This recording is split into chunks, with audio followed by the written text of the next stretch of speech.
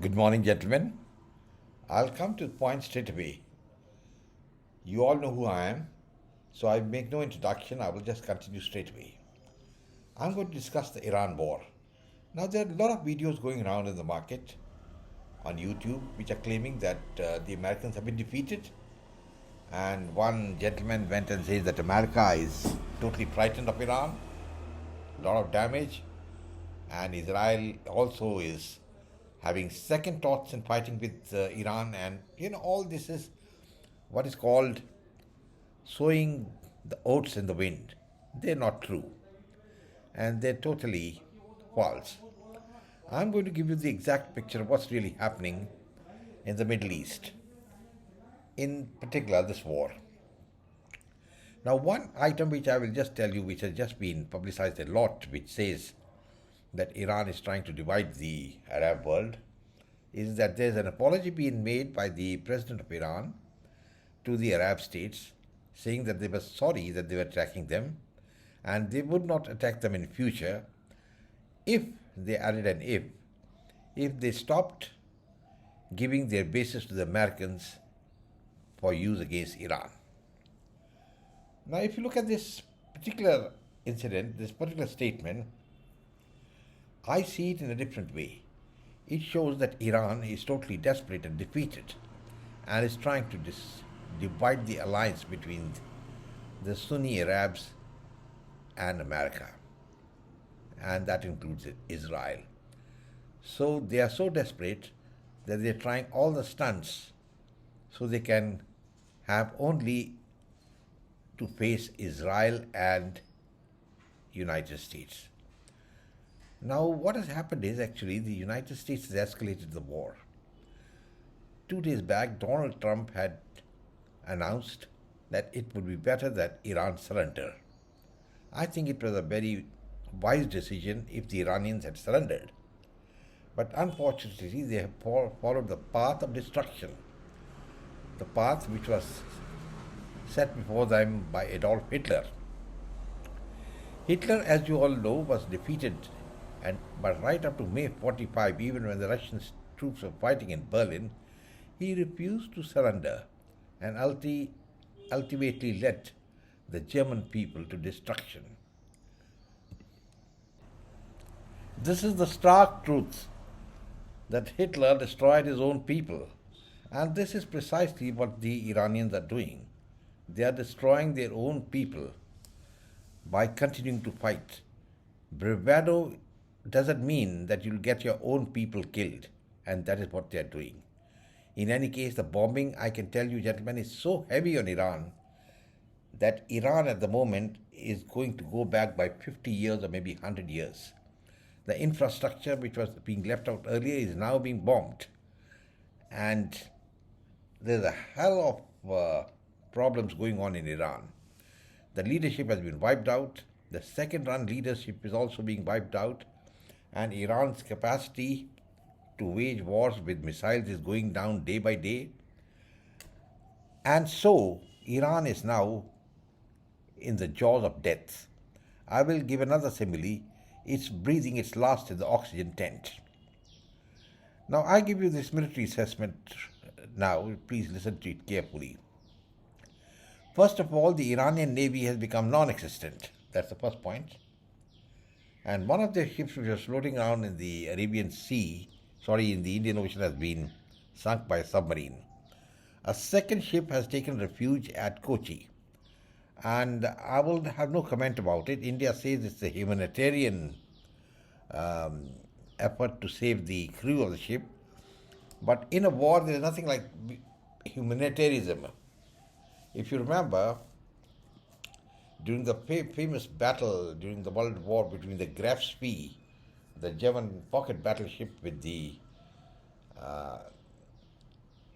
British warships, the Graf Spee took refuge in Argentina, I think in Buenos Aires, one of the ports there.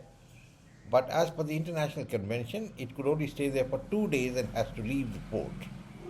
I'm not aware if this convention is still valid now, but the fact remains that the Graf Spee, after 2 days, came out, and most of the crew, of course, remained in Buenos Aires in Argentina, but the ship was scuttled, it sank along with the captain.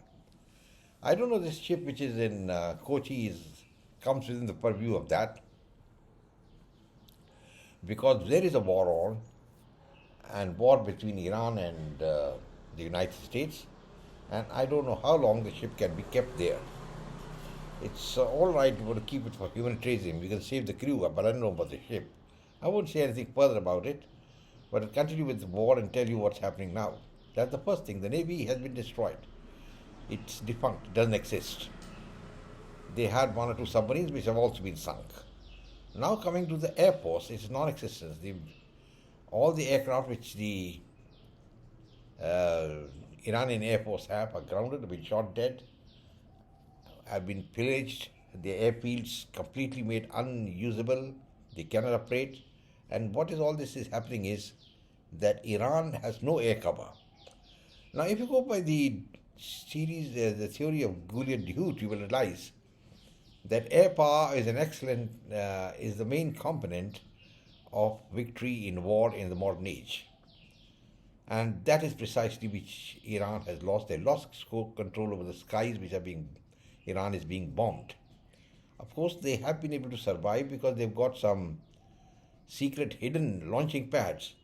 But these also, in due course, are going to be attacked and destroyed. And once that happens, I think Iran will be without missiles, without anything. It will take some time, and that will mean there will be heavy retribution, heavy attacks on Iran. And I think now Iran is burning. Iran has hit back, and they have used their best weapons to bombard Israel. They can't touch the Americans. America's too far away. But they have been able to attack 8 Sunni Arab states. And now, of course, the United Arab Emirates has declared war on Iran. I don't think it will be right for me to say that what's going to happen next, but I presume the other countries, if they're wise enough, they will also declare war on Iran. One line I must mention here about the military pact which had been signed between Pakistan and Saudi Arabia. I thought such a foolish pact should not have been signed. Saudi Arabia has been attacked, the refineries have been hit by the Iranians. I think the production of the main refinery has been stopped. In addition, they have allowed that they would not allow any ships to pass from the Gulf of Hormuz. And yet, that military pact, that so-called military pact, was made between Pakistan and Arabia has not been activated. That is the actual fact. That means Pakistan is developing cold feet in fighting Iran. And it is not a good sign for the world. Because just about shows the duplicity of Pakistan. And the duplicity of Pakistan is very clear. They are running with the hare and hunting with the hound. I don't think Pakistan has really got the guts to go and attack Iran, because the retribution will be terrible. As it is, they are facing the Baluch Liberation Army and Afghanistan in battle, and they are not covering themselves with glory in that battle.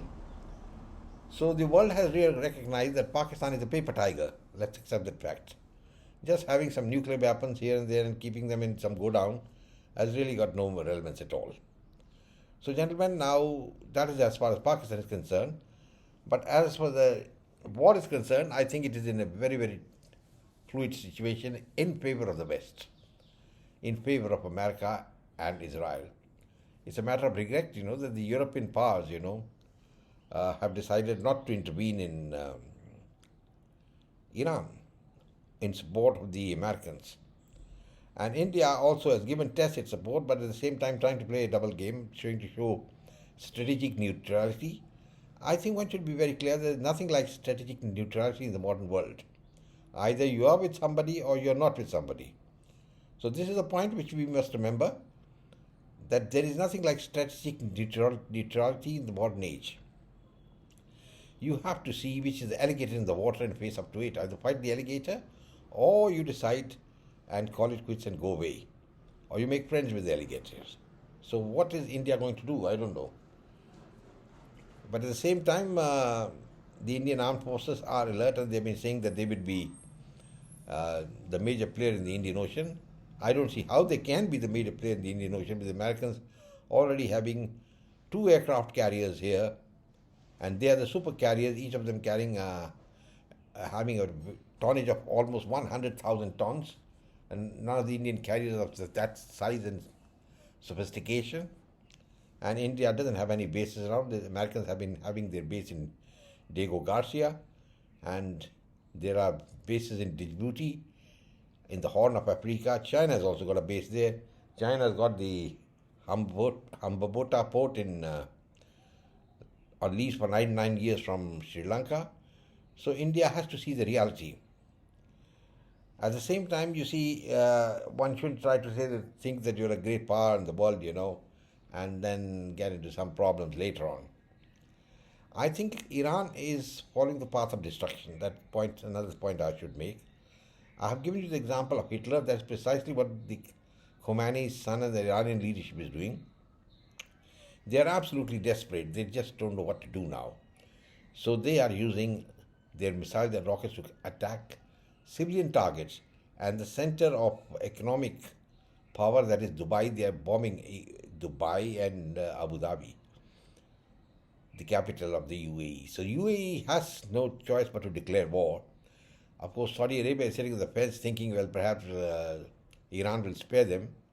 But if that's the approach in life, well, I don't think the Iranians are going to really spare these Saudis once the war is over, and in case Iran survives. Now, my personal feeling is that Iran is not going to survive this war. At least this leadership will have to go. And Trump has been stating repeatedly that Iran must surrender and lay down arms. I think it's the wisest decision if the Iranian leadership would do it. But they know that if they do that, the entire cleric and all the Ayatollahs and all that will be just hanged on the first tree. So to avoid that, they will not surrender. And they will lead to destruction. So once Iran is destroyed, what next? It will be going back by 100 years. But the problem will not be solved. This is my personal view. Because Iran will then start fomenting more and more terrorism. They are already a terrorist state, supporting Hezbollah and Hamas, with the two biggest terrorist organizations, as well as the Houthis. They're another very big terrorist organization. So they will then try to foment terrorism all corners of the world. Now, what is the American plan to really stop that thing? In other words, after the war is won, as I've already told you, the Americans are going to win the war, definitely. But the question arises, what happens next after that?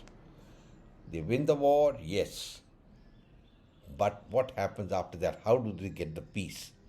That is the difficult situation which the Americans are going to face. The Israelis are going to face, and we'll have to see really what happens after that. Gentlemen, I think I will close now and say goodbye to you all. Let's hope that some positive result comes out of this war and terrorism is destroyed, but I don't think it's going to happen that way. Probably the terrorism is going to be increased after the total crushing of Iran. But what is going to happen is definitely this, that Iran is going to be crushed, and probably it may not rise for the next 50 years. It will be a sad end to the to the Iranian civilization.